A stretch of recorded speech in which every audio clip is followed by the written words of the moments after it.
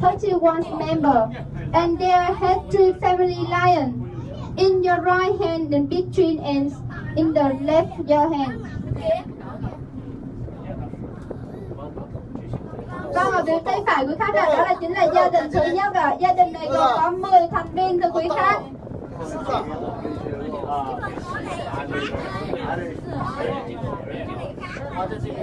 Các bạn sư tử chúng ta thì đến từ châu Phi và các bạn này chạy rất là nhanh ạ.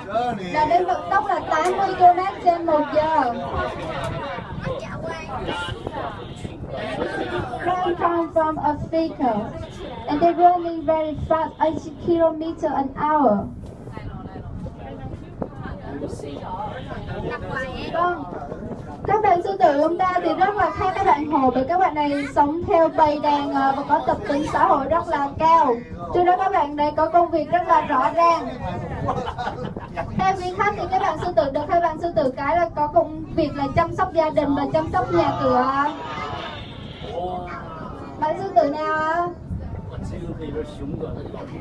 Dạ vâng, tiêu khách. Bạn sư tử đực chúng ta có thân hình to lớn hơn, khỏe mạnh hơn, nhưng có công việc đó chính là chăm sóc đàn con và trông coi gia đình.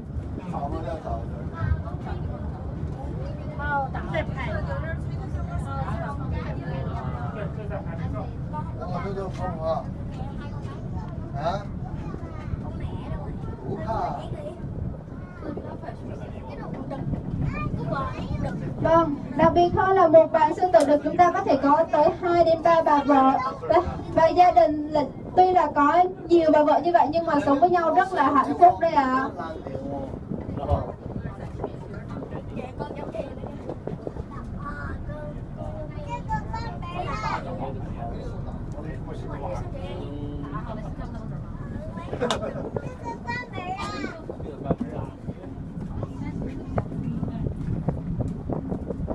Vâng, quý khách thì nhìn thấy một bạn sư tử chúng ta bên tay phải đây ạ, bạn đang nằm ở dưới cái sập đây ạ.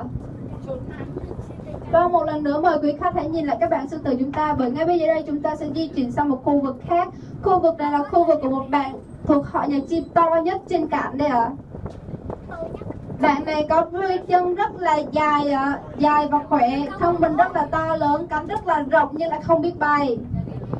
Vâng, và đặc biệt là bạn này có cái não rất là nhỏ hơn mắt của các bạn này nữa. And now we are move on to another area. This is object area. Thua liễu.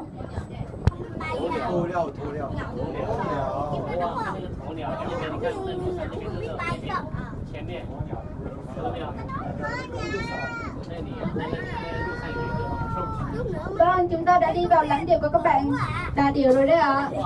Các bạn đà điểu chúng ta thì sẽ đến từ châu Phi, có 2 ngón chân thưa quý khách. Vâng, có một vài bạn đứng trước cửa xe từ phía trước rồi đấy ạ. Quý khách có thể nhìn ngắm các bạn này. Và làm thế nào để chúng ta có thể phân biệt được đâu là đà điểu trống, đâu là điểu mái? Quý khách hãy nhìn về bề ngoài đây ạ. Có bộ lông màu đen với cái màu đỏ hơn, đó chính là bạn trống. Còn bạn mái thì chúng ta sẽ có bộ lông màu xám nữa ạ. Vâng, quý khách đã nhìn thấy một số bạn chúng ta đang sở hữu bộ lông rất là xấu xí đã là chính vì các bạn này đang thay lông để ăn Tết cùng với khách. Nhưng mà khi mà qua Tết rồi hứa hẹn rằng các bạn này sẽ bộ lông rất là đẹp đây ạ.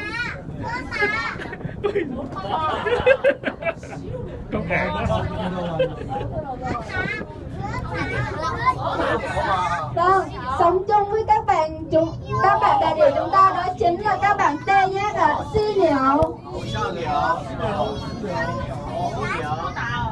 Limbus outfit in the rhino.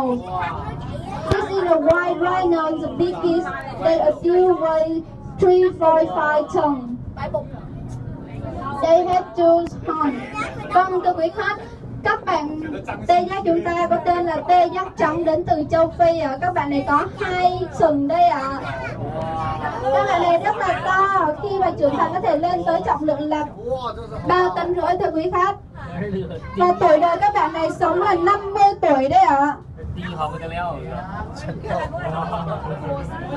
Vâng, quý khách có thể nhìn thấy rất nhiều bạn tê giác trắng là đứng ở phía trước đây ạ. Và ở trên da của bạn này thì sẽ có những lớp bùn bám đấy ạ. Vâng, giống như chị em phụ nữ chúng ta, các bạn này rất là thích tắm bùn làm đẹp đây ạ. Tắm bùn không chỉ làm đẹp đâu, cũng giúp các bạn này tránh được khỏi các con côn trùng hút máu đốt đấy ạ. Ngoài ra còn giải nhiệt cơ thể luôn.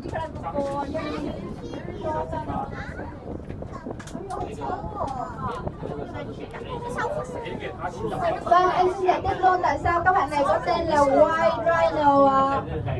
Vâng, theo tiếng Hà Lan từ white có nghĩa là rộng đó, có nghĩa là miệng rộng đó. Nhưng mà khi mà đi chuyển sang tiếng Anh thì nó thành từ white, có nghĩa là trắng đấy ạ.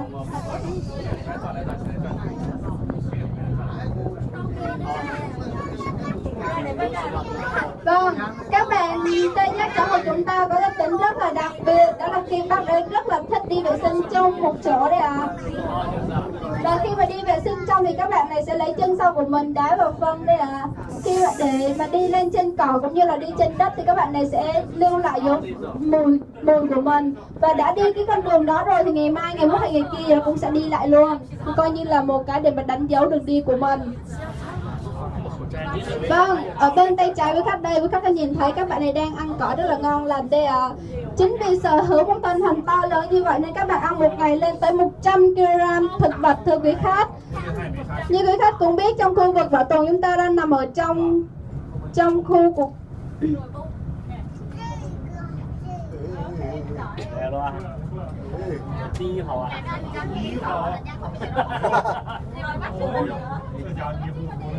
Vâng, như quý khách đã biết là khu bảo tồn ta nằm ở trong khu nguyên sinh đó ạ. Nên là không có nhiều thức ăn đâu ạ. Tất cả những thức ăn của bạn này sẽ được di chuyển từ đất liền đi vào đây ạ.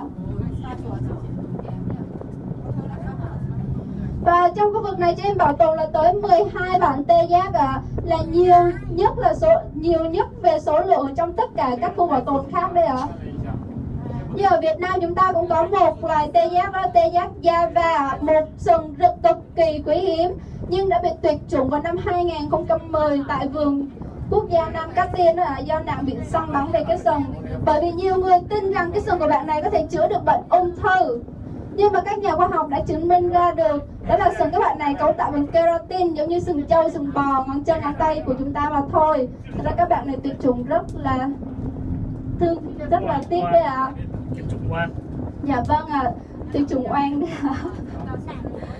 Và vì các biết các bạn này kế hoạch hóa gia đình rất là lâu, 5 năm mới có một con. Mà thời gian mang thai tới 18 tháng, tức là 1 năm rưỡi đó quý khách. Vâng, mời quý khách nhìn lại các bạn đà điểu chúng ta thêm một lần nữa. Đà điểu chúng ta đặc biệt là không có răng đâu ạ, nhưng bù lại có 3 cái dạ dày. Một ngày các bạn này ăn được tới 3 đến 5 kg thực vật. Vậy làm thế nào để dễ dàng cho việc tiêu hóa? Đó chính là các bạn này sẽ nhặt thêm một ít sỏi đá nuốt vô trong đó cho việc dễ dàng tiêu hóa thực vật của mình đấy ạ. Ngoài ra các bạn đà điểu của chúng ta khi đi sẽ giang đôi cánh của mình ra một chút để giữ thăng bằng. Nếu mà muốn rẽ phải thì nghiêng đôi cánh của mình bên phải một chút, và muốn đi sang bên trái thì sẽ nghiêng đi cánh của mình sang bên trái một chút thôi quý khách. Vâng, mời quý khách hãy nhìn lại các bạn đà điểu chúng ta thêm một lần nữa. One more time you can see object. Before now we are on to another area. It's either antelope area.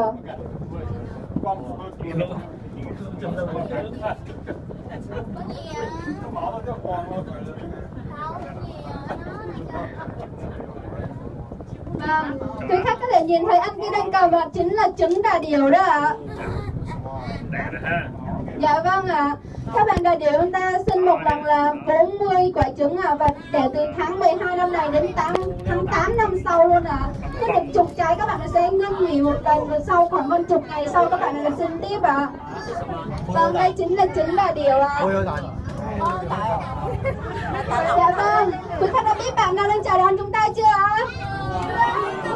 Dạ vâng, đây chính là bạn hươu cao cổ cao nhất hành tinh chúng ta nhờ vào cái cổ đó ạ.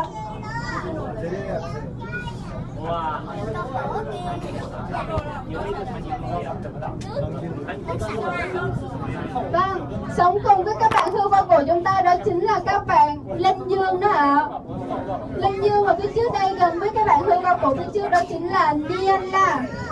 can see Nia La Antelope in the front of. Vâng, ở trong khu vực này chúng em bảo tồn là hơn 15 loài linh dương nên quý khách có thể nhìn ngắm bằng tất cả bạn đang ở đây. Ở bên phía tay phải đây, một mình bạn đang đứng nơi này chính là linh dương đen lớn ạ. You can see in the right hand is Sambo Antelope. Vâng, ở phía dưới có một máng ăn đấy, nhưng mà bạn Hương và chúng ta rất là khó để mà ăn đó, tại vì các bạn ấy sở hữu cái chân quá là dài. Vâng, để mà ăn được bây giờ đó các bạn ấy sẽ phải hơi giãn cái cánh chân của mình ra để quỳ xuống để mới ăn được. Dạ vâng, cái đó cũng là khi uống nước các bạn này cũng phải làm như vậy luôn. Nên là khi uống nước sẽ rất là mất cảnh giác đối với các bạn động vật ăn thịt. Chính vì đó khi ở ngoài môi trường khắc nghiệt các bạn này sẽ uống một lần là tới 38 lít nước để dự trữ trong vòng 2 đến 3 ngày luôn thưa quý khách. Ăn rất là khó thưa quý khách, rất là khó, không thể nào mà cúi xuống mà ăn được. Đó, bạn phải dang hai chân ra khuỷu đấy ạ. Quý khách thể nhìn thấy ạ.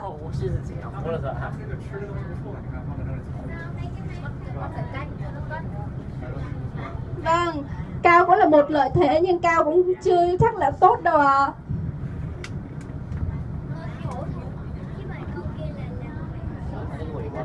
Vâng, tất cả các bạn hươu qua cổ ở đây chúng ta vẫn đang còn non à, chỉ đạt độ tuổi là khoảng chừng 3 đến 4 tuổi thôi. Chính vì vậy các bạn này vẫn đang còn bé lắm mà. Khi mà các bạn này trưởng thành có thể cao tới là 5 mét và nặng 2 tấn thưa quý khách. Nhưng hiện nay các bạn này chỉ đạt tầm khoảng chừng 2,5 mét đến 3,5 mét thôi ạ. Và nặng gần 1 tấn thưa quý khách. Vâng, và bên tay phải quý khách đây, những cái bạn mà đang đứng ở đây đó ạ, có cái mũi hình trái tim và sau mông có một vòng tròn màu trắng đó ạ, chính là các bạn linh dương nước ạ. Đặc biệt lông các bạn này không thấm nước đâu. Và cái bạn một mình nằm ở kia có cái sừng cũng hơi nhọn nhọn lên ở ngay thân bụng có màu đen ở chính là Thompson. Đang ở bên tay phải bên tay trái với khách cũng sẽ nhìn thấy các bạn linh dương nước là in your left and your right you can see water antelope.